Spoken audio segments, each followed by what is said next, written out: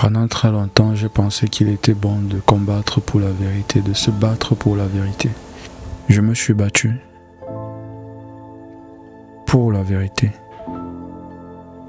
comme si elle avait besoin de défenseurs. Chaque chose que je fais, je m'interroge. Est-ce que je fais bien? Ou est-ce que je fais mal? Littéralement, c'est une question qui nous revient à chaque action, à chaque pensée, chaque seconde, chaque minute. Est-ce que ce que je fais est bien?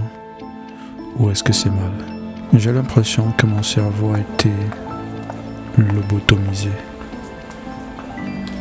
Comme si j'étais calé dans une sorte de programme informatique où je dois tout le temps choisir entre 0 et 1. Je dois me battre à faire régner la vérité, le 1, et réduire au maximum le 0. Je pense que le bien est bien. C'est ça le véritable problème.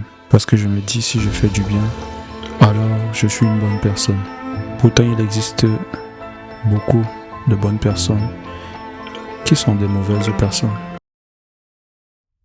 La seule raison pour laquelle je ne suis pas là où je dois être, c'est parce que je gère mal mes périodes difficiles. Je prends beaucoup de temps pour soigner les blessures que j'ai eues ou que j'ai contractées pendant un moment difficile. Mais lorsque j'arrive à traverser cette période difficile, je perds une certaine version de moi. Une version de moi qui était dans un certain élan, qui était dans un momentum, une épopée, une période intéressante de ma vie qui vient être freinée par plusieurs difficultés. Et le fait de ne pas savoir comment gérer ces moments difficiles sont venus freiner mon élan. C'est très important ce que je dis. Ce qui fait que je suis en train de prendre du temps, mais vraiment prendre du temps à définir quelle personne je deviens, quel état d'esprit dans lequel je me remets désormais pour justement mes prochains problèmes, à ce que je puisse gérer mes prochaines périodes ou mes prochaines difficultés avec une sorte de prise de recul, de regarder les choses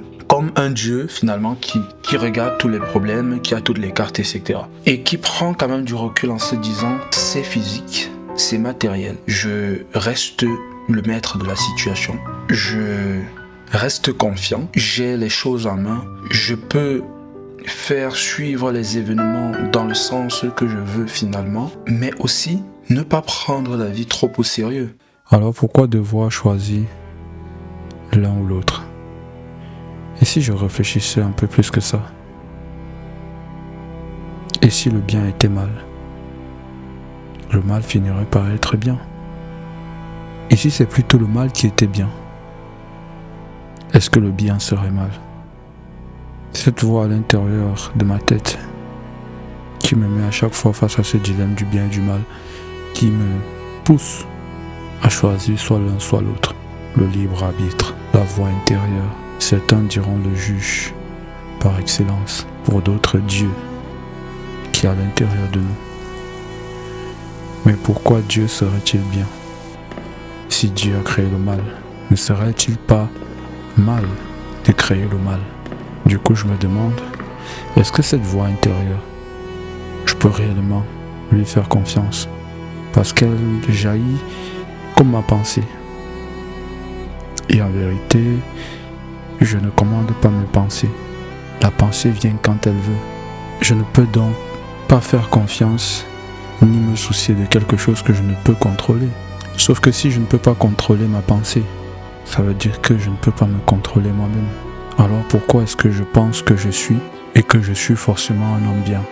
Si même ma pensée, mon libre arbitre, qui est censé me diriger, parfois me lâche dans la haine, dans la colère.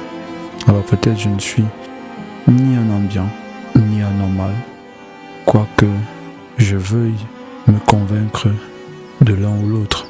Et si j'étais tout simplement volonté, une vraie volonté? Et si je sortais de cette matrice